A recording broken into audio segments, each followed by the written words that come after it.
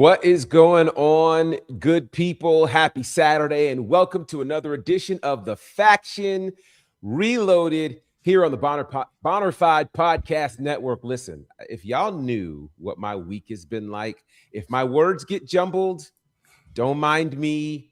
These things happen. It's a rarity, but it could happen. So that's just a precursor. Hey, it's Gerard Bonner here. Very excited to be back for another episode of the Faction Reloaded. We have a ton to get into and talk about, including Backlash, which if you're watching live, it's happening live. Yes, we're counter programming. We can do that. We're talking NXT and who is the greatest WWE superstar of all time. We'll get into all of that. But first, I got my people, my panel. They're hanging with me. Ladies first, Wrestling with Honey is in the building. The sweetest Oos, how are you? I am doing fantabulous. I mean, regardless of what happens tonight, there is only one tribal chief, no matter what. Title or no title, there is only one. Absolutely. And then representing all things Houston, Texas, my good brother, James White. What's going on, brother? I am more tired than Finn Balor's back paint specialist, but I am here. I resemble that remark. Absolutely. Can you imagine what that person goes through? Like, don't sneeze, Finn. Oh, my God. Listen, they should get paid handsomely. That's for sure. And last but certainly not least, have no fear. Your councilman is here. The councilman, Will Ferrell, is in the building. How are you, sir? Your grieving councilman is here, okay? As you can see, I'm trying to hold back the tears. I needed some time, just because we've lost an icon. Somebody we have grown up with. You have seen him in the movie Shrek. You have seen him in several films, and we've lost the gingerbread man. The service was beautiful, and but because the professor asked me to be here, I could not let the It's okay. It's okay.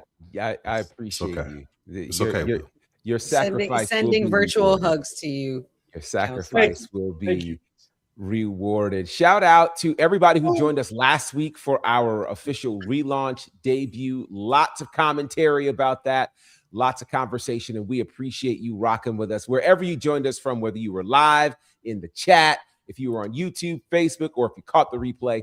Thank you so much. I imagine that some of you are having dual screens right now as you're watching Backlash, you're watching us. We appreciate it. Those who will come back and catch this, thank you as well. So let's get into it. As we mentioned, Backlash is happening as we are talking to you now. And one of the big notes about Backlash is John Cena is hosting the show, the second consecutive PLE with John Cena as the host.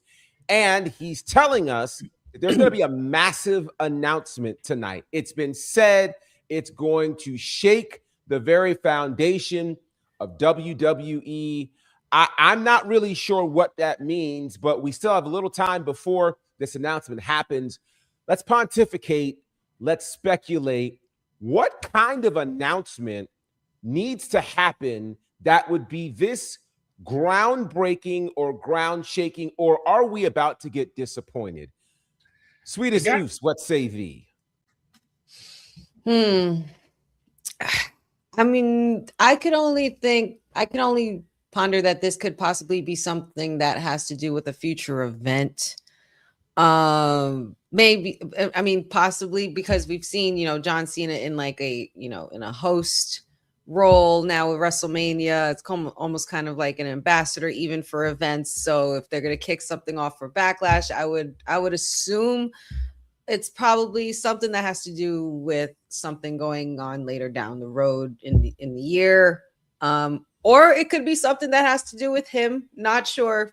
I'm kind of stuck between one of those two things, but there's still a lot to be said for the rest of the year. I mean, we know we're already promoting SummerSlam and things like that, but there's still a lot of in-betweens. We got Clash in Italy and everything coming up. So I'm not sure if it's either event topic or specifically John Cena himself topic. Councilman, what do you think this announcement is going to be from John Cena at Backlash tonight? Man, it seemed like it got to be something important, especially if you're starting off with Seth Rollins and Braun Breaker to kick off Backlash. So that must mean you have him later on in the show. I want to say it got something to do with WWE Club and maybe like giving us more detail on what that's about. But as we got on here and you said it, it makes me wonder like where we are with WWE right now. If I could ask this to y'all, what do we need to shake this up? Like, what do you feel like as a WWE fan? Like, this is what I would need to hear from John Cena to help shake up everything that's happening right now. And then maybe we find a middle ground in that. But I'm going to say WWE Club and just letting us know something real detailed in there. Like maybe you get to watch the PLEs if you join WWE Club in one spot, along with all the other features that they have in there. That's a good question, Councilman. James, you want to tackle that question? What does WWE have to announce that would put the people, the general public, kind of back in good footing with them that's worthy of this groundbreaking announcement? The return of Great Balls of Fire.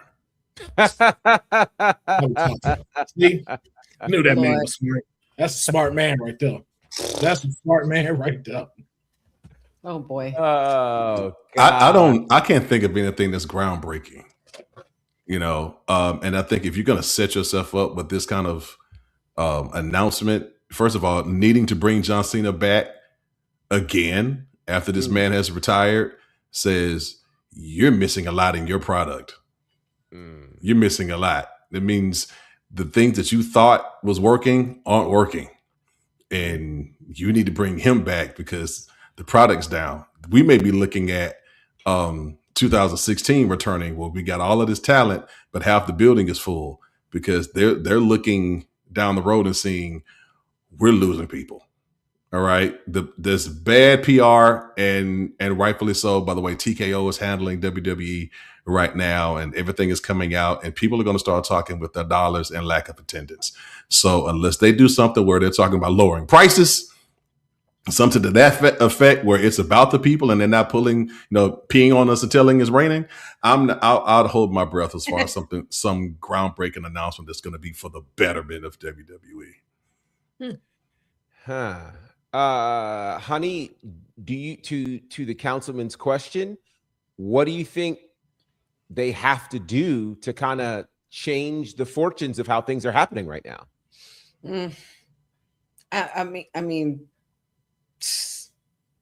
for starters, listening to the fans. I mean, I don't understand what they're trying to accomplish in regards to, obviously business wise, we know what they're trying to accomplish because they need to have that return on investment. There's a certain amount of money that they need to make, with this deal with TKO and things like that. But as far as like with the talent and, with what the people want to see, what do we need? I just need more excitement and more stories, man. Like I just want things that make sense. So like and I'm not sure specifically what that would start with and what that would have to do with John Cena, or maybe John Cena will have a role a little bit more than an ambassador in WWE. Maybe we do see more of Cena, but not so much obviously in the ring. He is retired, but maybe an official authoritative figure. I wouldn't even know. I wouldn't even know where to begin. That could be interesting. So there's a couple thoughts running through my head. Thought number one, and we didn't have a full WrestleMania discourse, but I could not shake the uncanny resemblance in terms of stature and mannerisms between John Cena and a certain Vincent Kennedy McMahon. I could not unsee it. From the way he said, "Welcome to WrestleMania," and he pointed his arm out in the same direction as Vince did, to the colors that he wore, to his body type, it was scary to me. And I just was like, are we cosplaying here? But what are you telling us? The second thing I think, to your point, James, a groundbreaking announcement, I would imagine you have so many figures already in WWE that could make the announcement, that would scream importance. You could argue that you'd have Cody make it. I mean, he's not doing anything on this particular show. You could argue that Triple H could make it, given Triple H's, when Triple H shows up, we know it's a thing.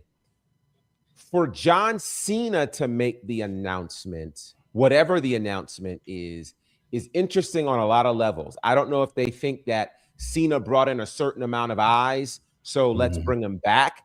I do think that if you overuse a certain thing, it loses its effect. Yes. For instance, the Cena effect worked at WrestleMania because we hadn't seen him since December.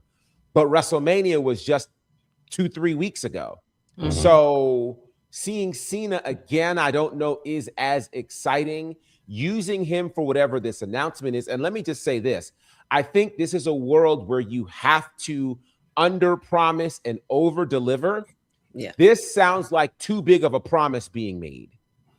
Too big. I don't want another Danhausen situation where you tease us with this box and this debut and out comes Danhausen. I legitimately don't know. Now, there are two things that, as we say that, I think of that could certainly curry good favor and could be worthy of said announcement. The first thing, and again, both of these could be far-fetched, but we're out here, and if we get it right, for the folks who will watch this back, they will call us prophets. Not of the street. One, it could be they've somehow managed to strike a deal to do the show that we never thought would be possible, a co-branded show with AEW. That would be something that could shake up the world in terms of the WWE kind of world. And speaking of the WWE kind of world, my good brother, Crazy One, Andre Griffith, is here.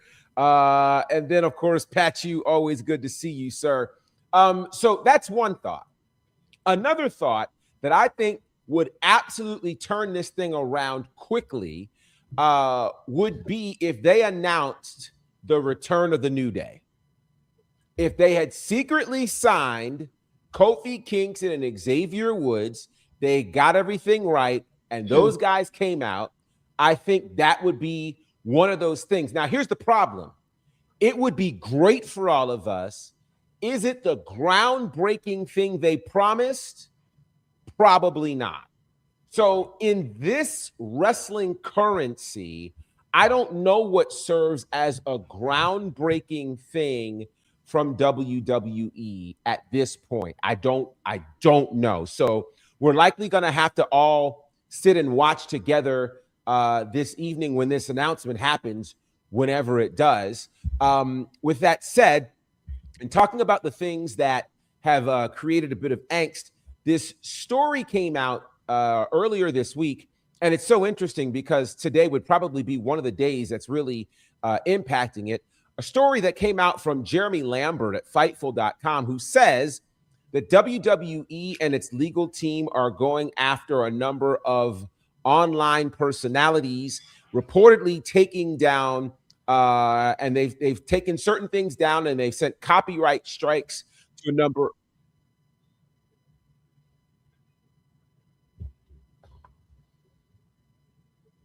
Okay.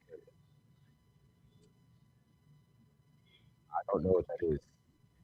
Are you guys hearing that? Did y'all hear that? Okay, that might have been on my end, and that's fine. That was very, very weird. Have you turned into Randy Orton now? What's going on? You're hearing voices in your head. You guys started looking weird, and I'm hearing stuff. Okay. Anyway, back to what I was saying. Jeremy Lambert, Fightful.com, says that WWE and its legal team has been going after a number of online personalities. They've sent copyright strikes, and they've taken down a number of streamers and content creators over clips and reactions.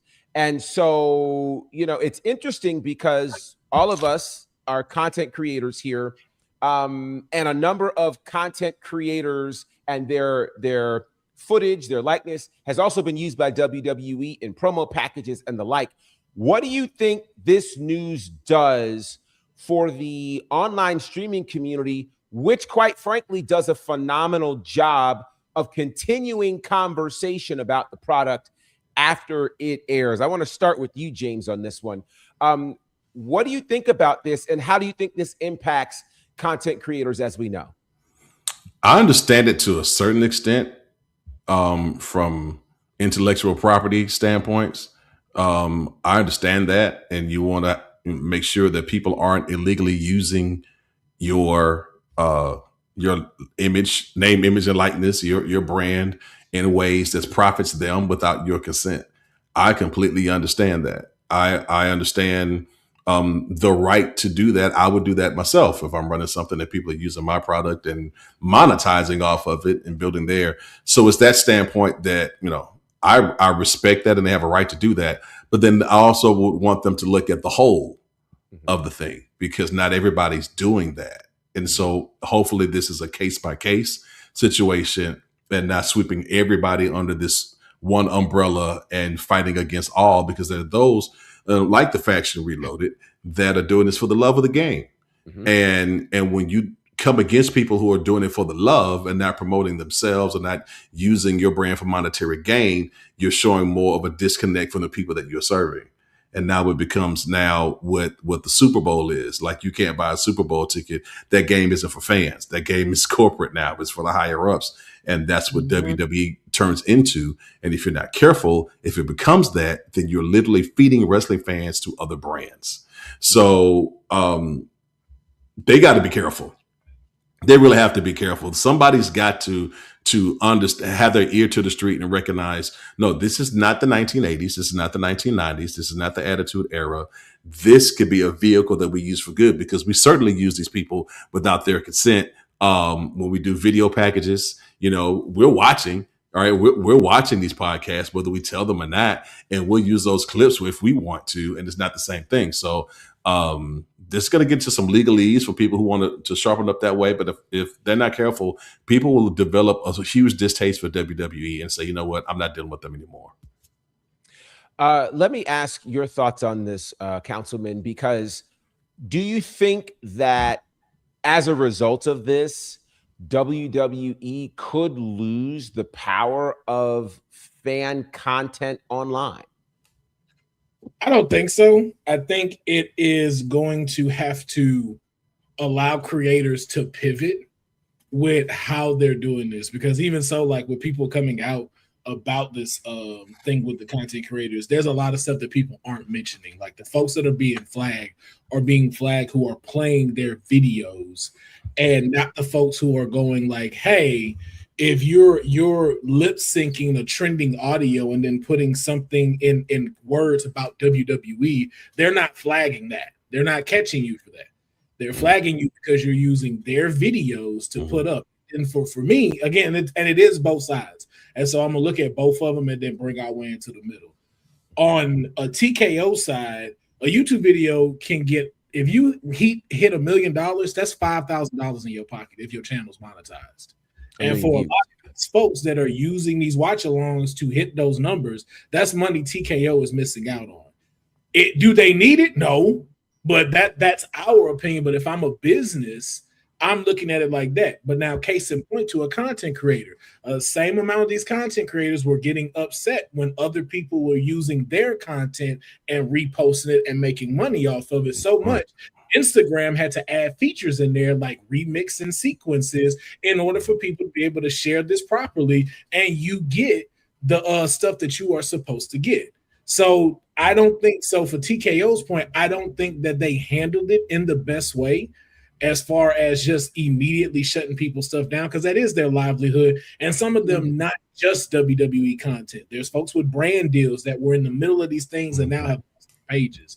For TKO, like you have all of these other things like WWE ID, now WWE Club, start WWE creators and allow folks that do want to represent for you and make content for you, have them sign up. That way y'all in a partnership with one another so this can continue rather than just throwing this hammer down on folks and saying like, nah, we can't use it. But also on the other side too, content creators, I know people are going to get mad for saying this, y'all ate and you did way too much. I'm a person from an era where you had 5 seconds to play a piece of music or you 10 seconds to show a video or you were going to get flagged. And if you knew that you needed to show that video more than that, you cut off monetization to where you're not making no money from it. You're just trying to prove a point.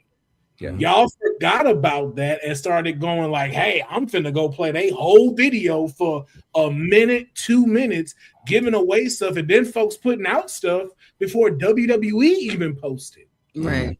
You see the dilemma in TKO's thing when it's like, yo, there is a disconnect. But I think because of the fact that TKO refuses to acknowledge the IWC and refuses to communicate with them, that's where we're having this problem. And eventually the people will beat you because we're the ones that watch your product. So you eventually will have to conform. But hopefully you can conform by whoever watching the faction and take our ideas. Hey, take that one. Because if I see WWE creators anywhere, I want to check. Well, here's one of the things I've learned over the years, that you will almost never know who's actually really watching you. But I have learned over the years that there have always been far more influential people paying attention than what the comments might tell us. So with that said, I have no doubt that WWE either is currently watching this or will watch this at some point. And so I will say this, what I love about this conversation and what about what we do is we like to bring sense and sensibility to the topic. And the reality of it is most in the content creator world don't consider a thing called IP, intellectual property. And the reality of it is that's what this is an issue about. This is a battle not about your ability to react to a video. No, they want your reaction, but now you got to learn how to be creative enough to create your content without having to use a minute and a half of their video because it's not yours. It's not yours. It's theirs. So it's simple. It's really simple. If you create something and somebody comes along and they take it and they make money from it or they gain notoriety from it, you're going to be the first one to scream, hey, that's mine. That's literally what's happening here. I think to your point, Will, what's happening is because TKO already has seemingly gotten some bad press, then people add this and lump this on top of everything else. And now it's all of a sudden they're big, bad corporate and they're not fair. No, they're doing the same thing you would do. If you had a product that you wanted monetization from, that somebody else could be getting monetization from. So that's that. I do love the idea of WWE creators. And if you guys are looking for some creators, I know some people. So with that said, I want to move to something that we wanted to talk about last week, but is certainly worthy of conversation. A massive deal took place involving what many call WWE's third brand. Some call it the developmental brand. I don't even know if we can call it that. What we can call this, though, is a big deal. That's NXT, who we wondered when the deal with WWE and Peacock ended at the top of the year, where would NXT programming go in terms of PLEs? We already saw that Raw and SmackDown, their things in terms of PLEs moved to Netflix internationally, now is on ESPN domestically. But what would that mean for NXT, which was kind of always separate on Peacock? So we got Stand and Deliver, which was on YouTube, and we wondered what would happen next. We now know, as there's been a big deal signed between NXT and the CW network, which currently airs NXT weekly in the States on Tuesday. Now the CW will exclusively air all NXT premium live events, beginning with the Great American Bash this summer. The CW is going to broadcast 20 PLEs in their entirety live on both coasts for the next several years, which I think is going to be absolutely insane. So let me start, Honey, by asking you, how big of a deal is this that an NXT PLE is going to air live on broadcast television in the United States? I mean, it's definitely groundbreaking to the point where it's the first time it's ever happened in history. It's the first time in its history where it's moved to free broadcast TV, and it's going from paid streaming platforms for like Peacock and YouTube to a broadcast network that's available to all households. So that's a huge that's a huge deal for CW and NXT as a whole, because it just provides the brands. It just makes it more accessible and a bigger potential audience reach for both sides. Obviously, you know, the ratings since they've joined in 2024, you know, NXT has been in their top prime performances since then, delivering like the #1 telecast in CW. So obviously this is something that was very attractive to CW, and they were like, you know what, let's go, let's do something different. Let's do something that's never been done. And I think that's amazing. So I think it's a really cool idea, to the point where it's like, obviously it's a big deal, where it's the first time it's ever happened. James, let me ask you this question. Given the stars from NXT, who, you know, all of them are ultimately working to get to Raw or SmackDown, some still refer to NXT as developmental, though developmental now has developmental in terms of Evolve and the like. The question that I ask you is this deal with the CW too much pressure for the stars that hit NXT? I do not think so. If this was Fox, if this was CBS, if this was ABC, NBC, then I would say yes. Okay. But CW is itself the NXT of broadcast. You know what I'm saying? That's fair. This is perfect for them. All right. You're likely to have offshoot episodes like Lola the Vampire Slayer or something like that. You know what I mean? So you got, this is perfect. My mind's bad. This is perfect. They need time. I was just in a conversation earlier today. My grandson had a flag football game in which he did not even enter the game, and so that was a waste of my time. But I was talking with his other grandfather, and we were discussing about how the Pittsburgh Steelers have this model where they stay with their coach.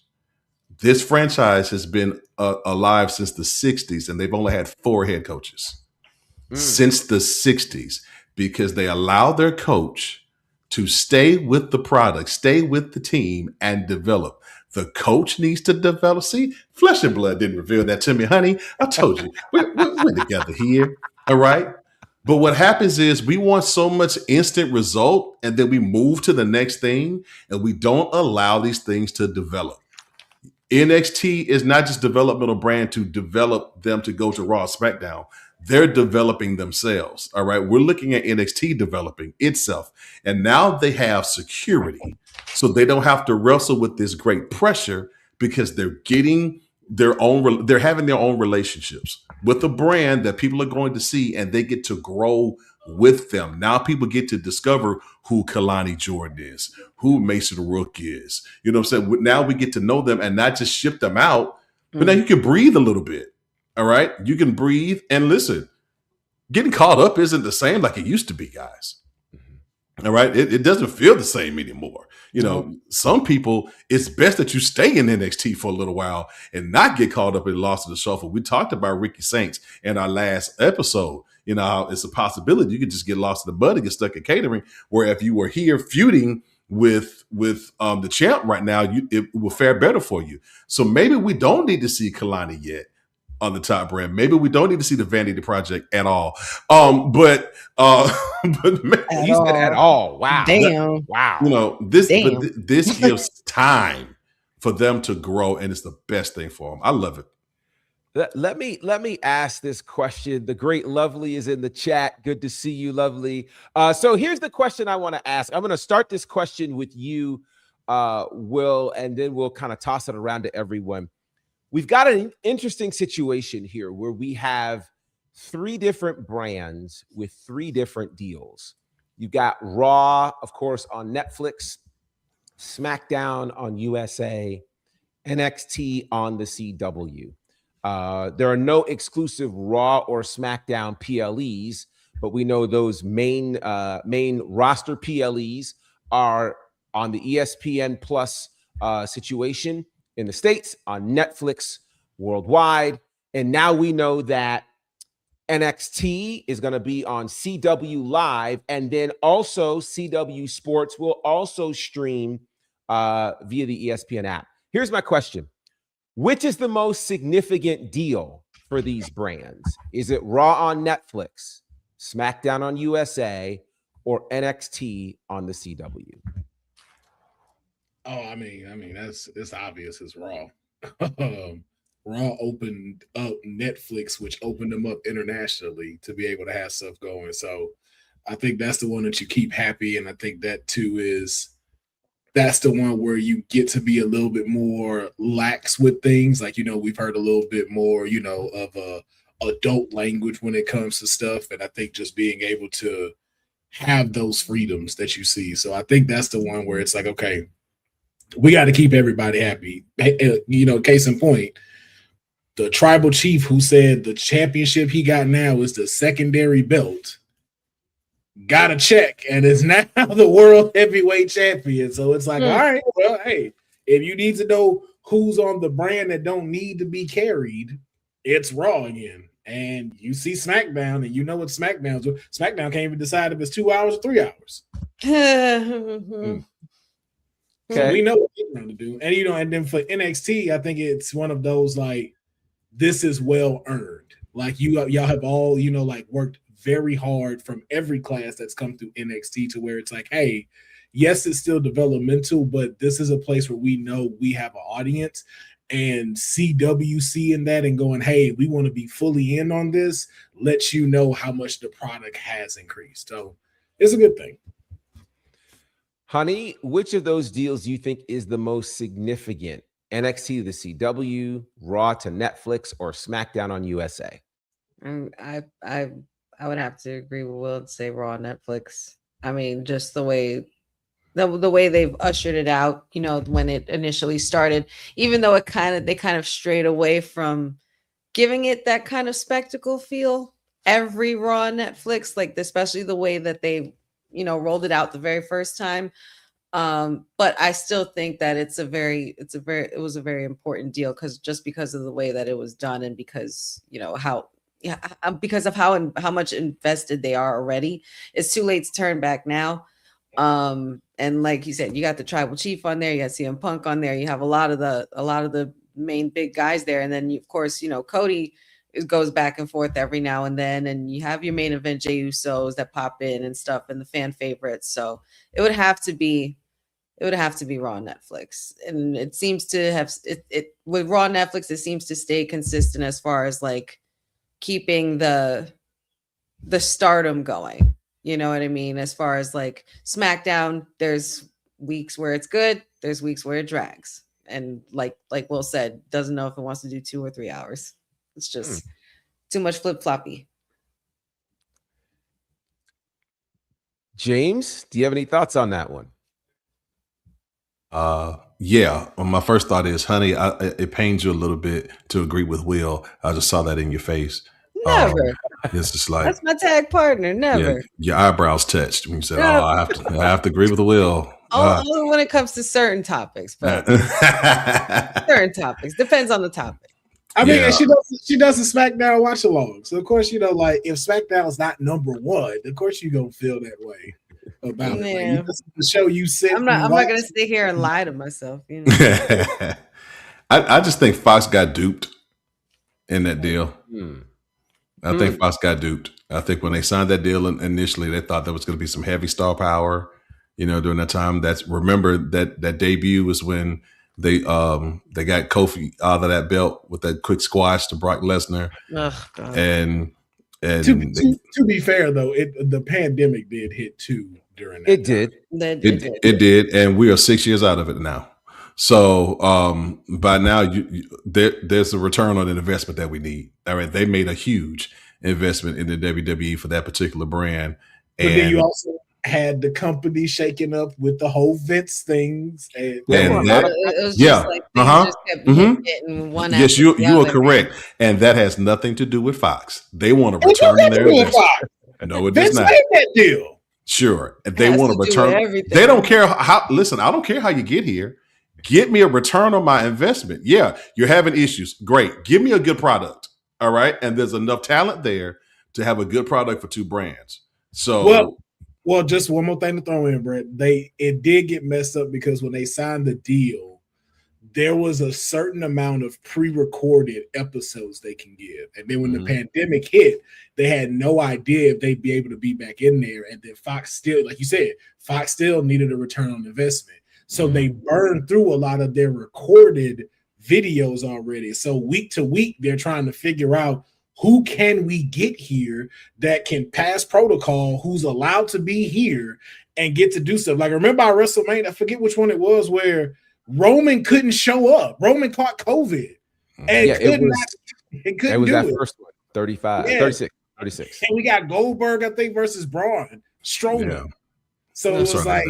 Yeah, so it was like now we're trying to figure out, like, okay, who we got this week? What can we put together? And how can we get this going? Yeah, I'd buy that, Will, except for the build-up for WrestleMania 40. Because the build-up of WrestleMania 40, SmackDown was hot. You had The Rock, you had Roman, you had Cody, you had Seth, and you couldn't wait to turn in to SmackDown. That build-up was so much fun. It was fire. It was so much fun. And when it was done, it was done. All right? You've got to give me a return consistently on that build, on what I've invested into this product and the wishy-washiness of it. Now it should be 2 hours because you've told me you can't entertain me for 3. No, I need better if I invested as much as Fox did. Very interesting. And indeed they did have the build up for WrestleMania 40. And if you think about that again, WrestleMania 40 was 20. Oh, that was Fox's ROI right there. It's interesting because it took a minute to get to that point. I mean, to think about how they had to literally rebuild from the pandemic, Roman being gone. Roman shows up during the pandemic, clearly becomes the best thing on there. The whole world is adjusting to what does pro wrestling look like with no fans. What does pro wrestling look like with the wrestlers having to figure out how to respond and how to guess your reactions? And like, it's a whole thing. I also have to say this, though, relative to the Fox deal, it just seemed from the beginning, before anything ever hit the airways, that Fox wasn't committed. All you have to do is go back and watch those football games on Sundays on Fox when they had to promote SmackDown. Yep. And it was the worst bit of card reading they had ever done. It was bland. It was plain. It was, we're doing this so we don't get fired. So I think, you have to have a network that's committed to the product. And so I'm going to go out on a limb and say, I actually think of all of them, and I'll explain what I mean by this, the most significant of the deals is the NXT deal to the CW. Now, let me explain. If we're talking about finances, of course, Raw on Netflix, $5 billion. There's no arguing with $5 billion over 10 years. That's commitment. That's a whole thing. It's now causing Netflix to do, live broadcasts on a weekly basis. It thrusts them into that. Understood. USA has been with WWE for a long time. But the idea that a product that is deemed developmental finds its way in a space that Raw nor SmackDown could, which is broadcast television on a weekly basis, where 100% of homes in the United States have the opportunity to get this channel. That's different than Netflix. That's different than USA, which is basic cable. You don't need cable to check out the CW. No, it's not CBS, it's not Fox, but it is putting them in a situation where now not only are we getting WWE branded television weekly on broadcast television, now we get the PLEs on there as well. That puts everything in a much different light. No, it's not more money than Netflix. Understood. But the potential of who can watch this completely changes. Think about this.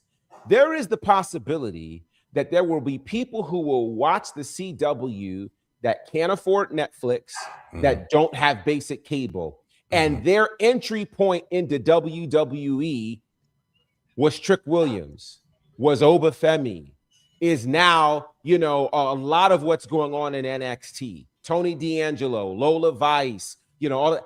That's their entry point now, which is a much different conversation than people who don't. I mean, there are people who are not watching Backlash right now because they refuse to have the ESPN app.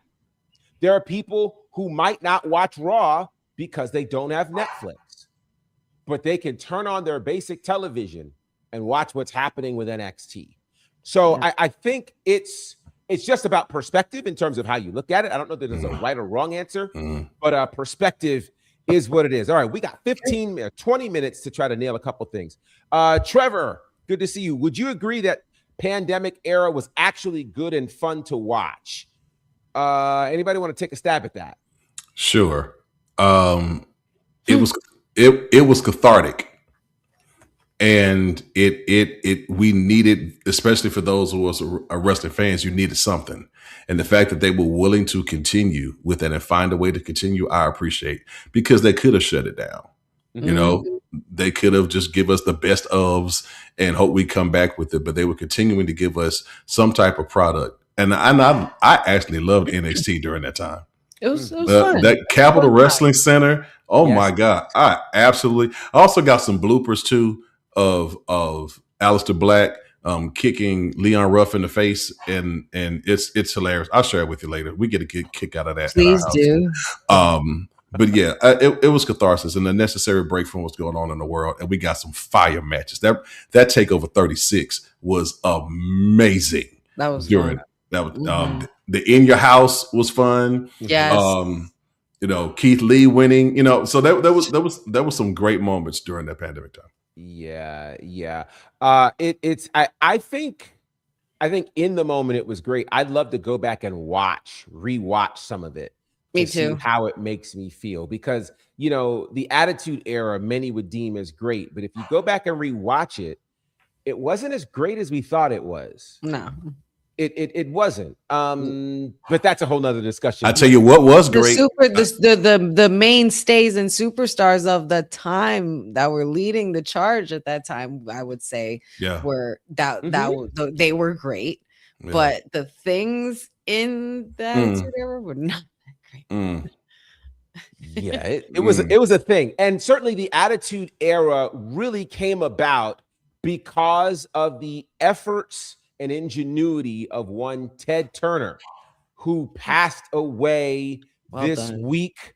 And Ted Turner, so significant. I mean, we don't have CNN, we don't have TBS, we don't have TNT, and we don't have World Championship Wrestling without Ted Turner. Let's talk a little bit about the impact of this media mogul that is Ted Turner. I turn the floor over to you, honey. I mean, the TV man, billionaire Ted. I mean, CNN, WCW, Monday Night Wars, the man who willingly showed up to the charge and was like, you know what? I'm going to rival Vince McMahon. I'm going to go for it. He gave Eric Bischoff the keys, also owner of the Braves and the Hawks.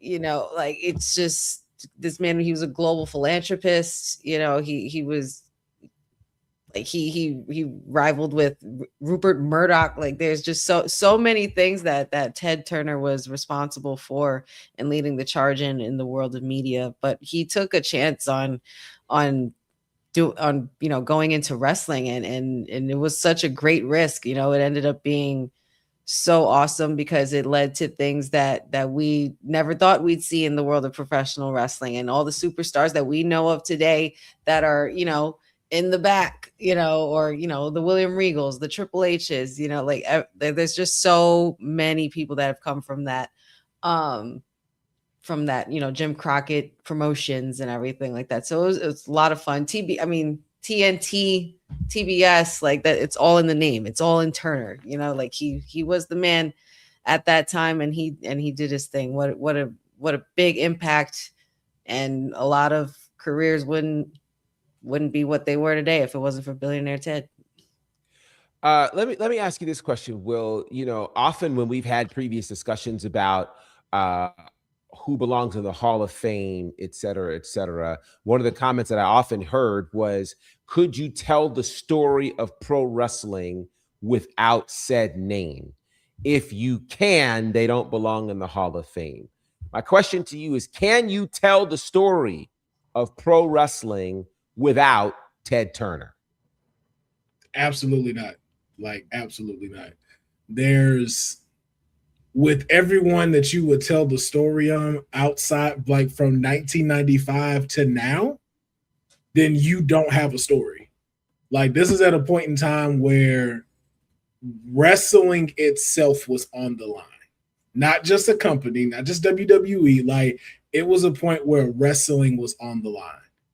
Because people tend to forget, like, during that time, like, ratings had really dropped for WWE. People were not tuning into the product. People were not watching it. This was the combative, but that could also fail if they did the same thing WWE did. So we're at a point where it's like, yo, wrestling mainstream could possibly not be a thing had we not had that war. And you don't have that without someone stepping up like Ted Turner and going, hey, I'm going to invest a boatload of cash because I think that I'm going to be a part of something that's going to change history. And look where we are now. Like, this was like, for me, this was the first billionaire I ever like saw. Like, you know, like you heard him, you've listened to people, you know, this is the first like on-screen person. I'm like, yo, that dude got $1 billion. And he just be walking around like it's nothing. Like, he really inspired you for that. Like, he gave us Cartoon Network. Like, there's so much this man did. Like, the only thing he missing is a suit made of iron walking around. I'd be like, that's where they got Tony Stark from. I knew I seen him somewhere. But yeah, Ted Turner, you cannot tell the story of wrestling without mentioning Ted Turner. You could leave Bret Hart out as much as you want. Wow. But you could leave out Ted Turner. Honey, I'm sorry. Well, you know, okay. Catching strays constant. Here's the thing. I wonder if one of the biggest parts of Bret Hart's story doesn't happen if there's not a Ted Turner. We don't. You could argue that we don't have the Montreal Screwjob without Ted Turner. Nope. You don't have Vince McMahon without Ted Turner.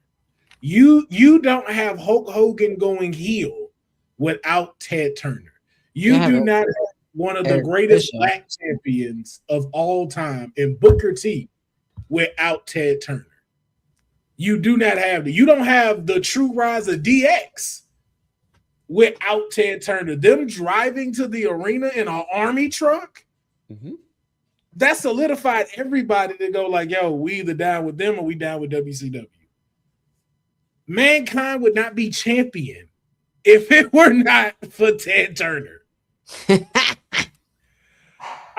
really got to let that sink in. Yeah, I'll go one deeper on that because as we talk about Ted Turner, a lot of the conversation centers around 1995 and forward. But I know, James, you specifically were familiar with some of the product that Ted Turner was responsible for prior to 1995. Talk a little bit about that history with Ted Turner and program. I'll try to be brief because that's a whole that's a whole show. It is. So I will preface this by saying I spent 7 summers in Shreveport, Louisiana with my grandparents against my will. But during that time, my grandfather would not allow you to turn the channel off of TBS.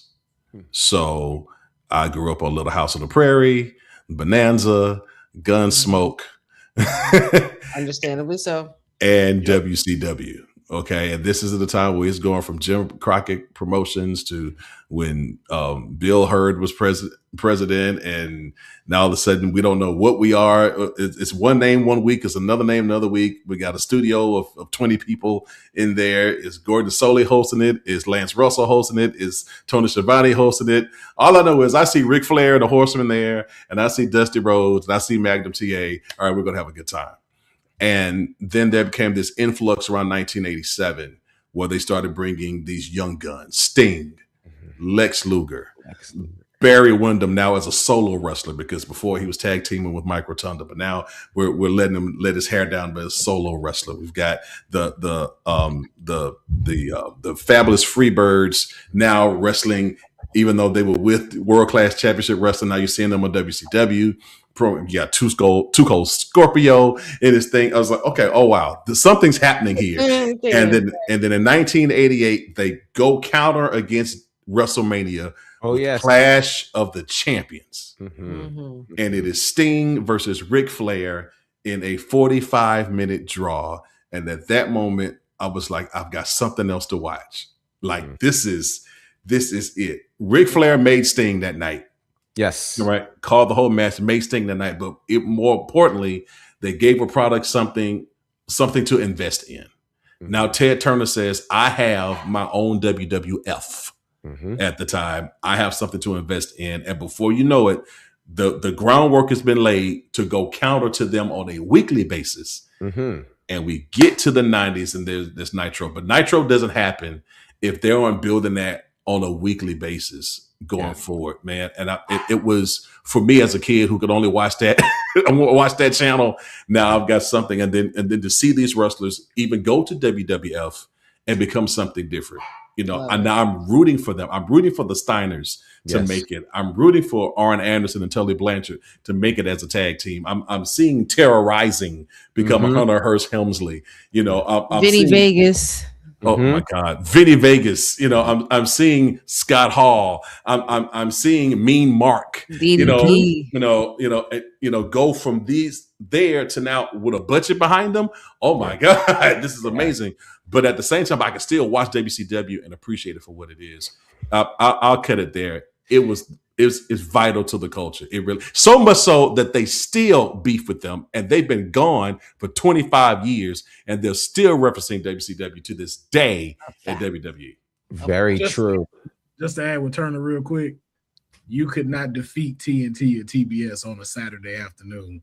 Movie lineup, crazy. Oh, movie lineups were sick. And then you messed around and you had wrestling coming on at 6:05 on Saturday nights. Like it was a whole thing. So listen, I can't even believe we are running out of time. So I had some other things, but based on this, we have to now ask the question. And before I do that, I have to mention, with all the things that we don't have without Ted Turner, we don't have WrestleMania without Ted Turner. Facts. The reality of it is Vince McMahon had bought Georgia Championship Wrestling, airing on the Turner Network, and they wanted it back. The only way they could get it back and get that time slot back on TBS was to pay Vince McMahon $1 million. And when they did that, they helped to fund WrestleMania. So, yes, you don't have WrestleMania without Ted Turner. With that said, the contributions of Ted Turner, which we could have done an entire show on. Literally. We're going to end the show by asking a question that probably deserves a lot more time. Who is the greatest wrestler in WCW history? Ooh. Sting. Good night, everybody. I'm so glad to have you here. You know what? Yeah. No notes. No. You know what? Yeah. Wow. Let's not play. I would have to agree. Wow. I saw it from the come up. Loyal to WCW to the very end. Iconic, recognizable face paint in both eras.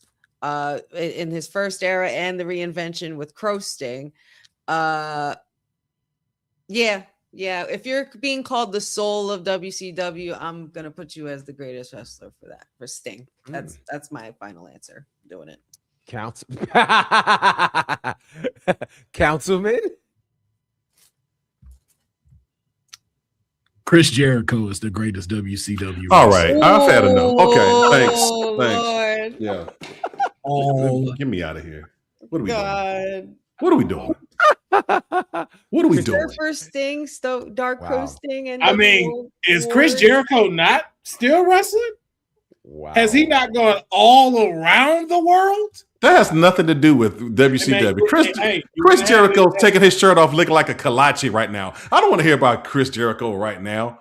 Hey, man, listen, you can have a hot pocket chest. That ain't got nothing to do with you being wow. I said what I said. I stand by what I said. I said what I said. That is ridiculous. If I had more time, I would totally get into this. But Ric Flair, guys. The Nature Boy, Ric Flair, the man who Georgia Championship Wrestling was built around, WCW was built. Look, every major moment that involved WCW somehow points back to Ric Flair. You're right. I mean, look, whether it's the reinvention of the Four Horsemen, whether it's Flair being involved on the first Nitro, where you had the first major surprise during his match, the return of Lex Luger. I mean, everywhere you look, the war between Eric Bischoff and Ric Flair, where he fires Ric Flair and Flair does that insane promo where he's taking off his clothes in the ring and he's elbow dropping the ground, talking about, you can't fire me. I'm already fired. You can't fire me. I'm already fired. Like all of those things that Flair was involved with from the 80s to the 90s. And look, the first main event on Nitro, the last main event on Nitro, Ric Flair. When you think of WCW, you think of Ric Flair. No knock to Sting, but to your point earlier, James, who made Sting in 1988? By Sting's account, the Nature Boy, Ric Flair.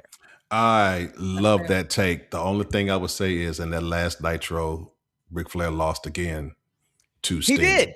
And I will share this with you. In 1987, they needed a new face. They needed a new face because the face of wrestling at that level was getting old. All right. He was getting old, even though I will say that no one had a better wrestling year than Ric Flair in 1989. Mm-hmm. Going into the 90s, they needed a new face. Mm-hmm. They needed a face, and that face had paint on it. They needed a hero. They needed a franchise player, not someone that was going to go to the WWF with a tear in his eye in 1992. And they needed someone to stay. When you think NWA, you think Ric Flair. When you think World Championship Wrestling, you think the Stinger. And you think the Stinger for two different accounts. You think, not only do you think of the Surfer Sting that stayed and didn't go to WWE, you think about that stretch, that dark stretch, where we didn't know when he was coming out of the rafters if he was going to drop who and whoever. The height of WCW was painted in white and black. And he didn't talk for a whole year. Didn't need to, because his character spoke volumes for a year and a half. And that put the WCW in business against WWF. That's something they could never do when Ric Flair was at the helm. They did it with Sting. Can we be reminded? Didn't they close because of that? No, they closed because when WCW went to WWE, who was there running it to? Jericho. Oh my God! First undisputed champion, by the way, world heavyweight and WWE. Sting ain't never done that. Mute the mic. All right, run the credits. Yeah. Sting left for 25 years. All of these are fantastic. Triple H that no one wanted. All of these are fantastic takes. The Chris Jericho take is not a fantastic take. None of them are wrong. Like the Chris Jericho take is wrong. He ain't the best Chris. I'll do it one more. Ric Flair was a hoe for the industry. That's why we don't put him with WCW. First you had NWA, you had WWF, you had WCW, then you had PCW, AEW, 14W. You was everywhere. Oh, I acknowledge my tribal chief. You were everywhere. I get loose with you. With that said, we're going to get ready to get out of here. Our time is almost up. Please let us know in the chat who you think the greatest WCW wrestler was. Trevor seems to think that it is Sting. Let us know. Even if you're watching on the replay, drop it in the comments. We'd love to get your thoughts. I think we may even put something up on our socials to ask this question and see what you think about who's the greatest WCW wrestler of all time. Very quickly, let's find out how we can hear and connect with each of you. Honey, how can the people find you? Find me on all things Wrestling with Honey on all the socials. Wrestling with Honey podcast, YouTube, all things Wrestling with Honey, TikTok, Facebook, Instagram, and whatnot. Excellent. James, how can they find you? They should message you and then get back to me from there. Easy enough. Easy enough. Councilman. Real quick, Will Ferrell, PHARAOH on all socials, because I know we got to get out of here. There it is. And you can find me at Bonnerfied across all of the social spaces. My man, the mayor is here. Said, good to see you, good brother. Absolutely. Thank you to everybody who has joined us. We do our best to really try to keep it at an hour, the fastest 60 minutes in the sport and in podcast land. So remember, you can join us back here again next Saturday, same time. And I can't wait to have the fantastic conversation that we have here as part of the Faction Reloaded. Take care, guys.